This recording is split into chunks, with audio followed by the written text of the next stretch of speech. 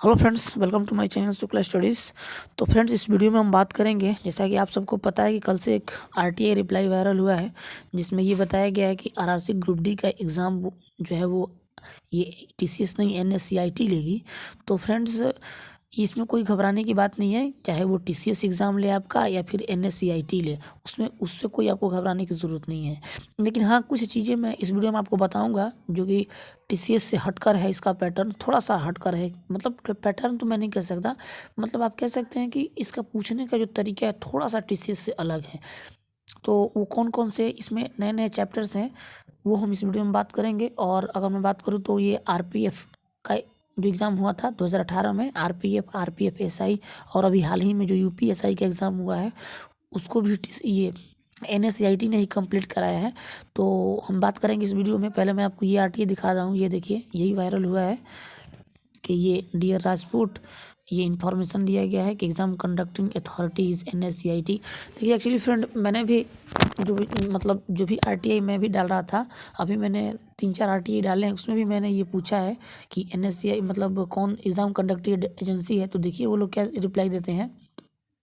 इसके पहले भी मैंने पूछा था तो उन्होंने ये नहीं कहा था, उन्होंने कहा था कि ये एग्जामिनेशन को मतलब फेयर बनाने से ये बनाने से ये रुकेगा, अगर मैं आपको बता दूंगा तो ये सब बातें उन लोगों ने कही थी, गोल मटोल जवाब दिया था, बताया नहीं था।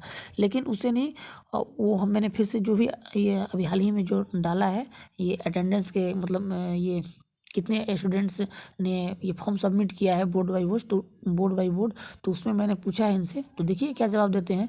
तो उसमें बताते हैं, नहीं तो बताएंगे तो मैं आपको बताऊंगा ही।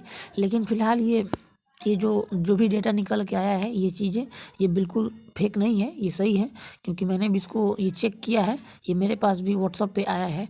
तो वो फेक नहीं है, वो बिल्कुल सही है इस तरह से, क्योंकि मैं देखिए मैं हमेशा आरटीआई लगाता रहता हूँ, तो मुझे पता है कि ये कौन चीज़ें किस प्रकार से आरटीआई रिप्लाई में आती हैं। तो वो फेक नहीं है, आप इसको बिल्कुल ये ट्रस्टेबल है। तो चलिए हम इसमें और देखते हैं। तो देखिए, हम इसमें ये बात कर रहे थे कि इसमें कुछ चैप्टर्स हैं जो कि अगर आप एनालिसिस करते हैं 2018 वाला, अगर आरपीएफ देखते हैं या फिर आरपीएफ एसआई देखते हैं या फिर यूपीएसआई का भी देखते हैं पेपर, तो आप एक चीज़ मैंने एनालाइज़ किया है। कल ही मैंने ये वीडियो ये जो वायरल हुआ था तो मैंने ये देखा था, तो मैंने उसका एनालाइज़ किया। मेरे पास इसका पेपर है, पूरा पेपर है आरपीएफ और आरपीएफ एसआई का। तो उसमें मैंने एक चीज़ें नोटिस की थी कि जो कि टीसीएस से हट कर थी कुछ चैप्टर्स, जैसे कि टीसीएस अगर हम बात करें आरआरसी ग्रुप डी 2018 का या फिर एनटीपीसी का, तो बहुत कम, मतलब ग्रुप डी में तो बिल्कुल भी नहीं है। ये जो क्यूबॉइड से क्वेश्चन ये नहीं पूछता है रीजनिंग में, लेकिन इसका फेवरेट टॉपिक है क्यूबॉइड, इसका फेवरेट टॉपिक है।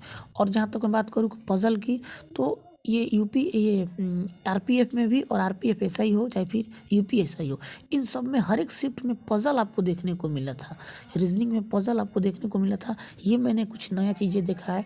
और स्टेटमेंट कंक्लूजन जो एनालिटिकल रीजनिंग है, उससे मैंने 4 से 5 क्वेश्चन हर एक शिफ्ट में मैंने एनालाइज किया। तो हर एक शिफ्ट में 4 से 5 क्वेश्चन जो थे वो एनालिटिकल रीजनिंग से आए थे। उसके बाद एक और चैप्टर मैं आपको बताना चाहूँगा, इनइक्वालिटी, जो कि बैंक का चैप्टर है, इनइक्वालिटी। तो बैंक में तो इनइक्वालिटी बहुत ज़्यादा टफ आता है, लेकिन इसमें छोटा छोटा ही आ रहा था, इनइक्वालिटी से आ रहा था। जैसे कि ये क्वेश्चन रहता है कि P greater than lesser than Q, और ये दे देगा इक्वल टू, आपको दे देगा R, और आपसे पूछ लेगा कि ये R इसमें इस तरह से आपको ये स्टेटमेंट देके और ये कंक्लूजन देके, और यहाँ पे आपसे पूछ देगा क्या कि ये कौन सा आपका R सही है या फिर गलत है। तो इसमें चीज़ें होती हैं वो। तो इसको आप घबराने की बात नहीं है, आप कोई दिक्कत नहीं है आप। तो ये चीज़ जो चैप्टर है, तो ये देखिए, ये आपका आरटीआई रिप्लाई हो गया। और यही 2 4 5 10 चैप्टर्स हैं जिनको आपको कंप्लीट करना बिल्कुल ज़रूरी है, आप कर सकते हैं। और उसके बाद अगर मैं एग्ज़ाम पैटर्न की बात करूँ, तो एग्ज़ाम पैटर्न में कोई ज़्यादा मतलब पूछने का तरीका में ही आपको चेंजिंग आएगा फ्रेंड्स। क्योंकि देखिए, जो भी रेलवे ने सिलेबस डिसाइड किया है, उस सिलेबस से हट के ना तो टीसीएस पूछेगी आपकी और ना ही एनएससीआईटी पूछेगा। तो आप ज़्यादा से ज़्यादा आप ये जो आपका सिलेबस है उस पे ही आपको फोकस करना है, इधर उधर नहीं घबराना है। और यूट्यूब हो सकता है अब आपको आज से यूट्यूब पे वीडियो की बौछारें आपको नज़र आएंगी, बहुत सारे लोग ये कीजिए वो कीजिए।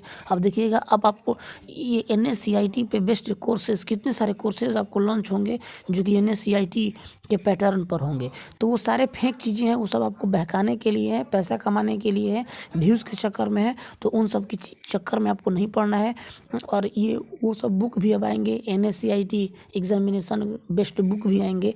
तो वो सब कुछ आपको चक्कर में नहीं पड़ना। आपके पास जो बुक है, जो वीडियो मैंने बनाया है कि कौन कौन सा बुक आपको ज़रूरत है RRC ग्रुप डी क्रैक करने के लिए, वो वीडियो आप देख लीजिएगा, वो वीडियो प्लेलिस्ट में है।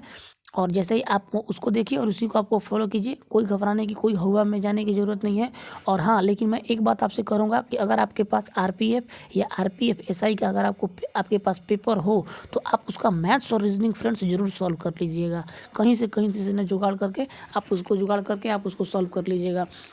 और अगर आपको कहीं नहीं मिले तो ये कमेंट बॉक्स में कमेंट कीजिएगा, मैं उसका PDF अपने टेलीग्राम चैनल पे भेज दूंगा। आप वहाँ से डाउनलोड कर लीजिएगा और आप आराम से कम मैथ्स और रीजनिंग का बिल्कुल आप एक बार उसको देख लेना है आपको।